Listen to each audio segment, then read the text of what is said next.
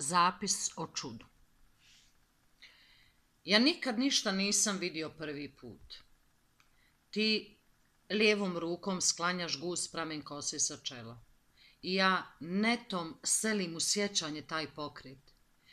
I već ne vidim kako rukom sklanjaš kosu sa čela, nego se sjećam tog pokreta. Sjećam se. Ti lijevom rukom sklanjaš gust pramen kose sa čela. Ti kažeš glasom koji treperi i pomjera plamen svijeće na stolu pred nama, napolju je oluja.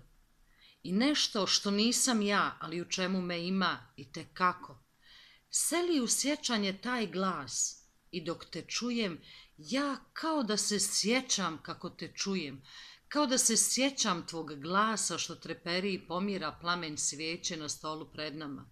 Sjećam se večeri i glasa što govori, napolju je oluja. A još je napolju oluja i još traje večer. Jednako kao što traje i život kojeg, eto, kao da ne živim, već kao da ga se sjećam. Poput glasa kojim govoriš, napolju je oluja. Glasa kojeg se sjećam, poput ruke kojom pomjeraš pramen kose sa čela dok govoriš, poput ruke koje se sjećam, dodirujući je prvi put.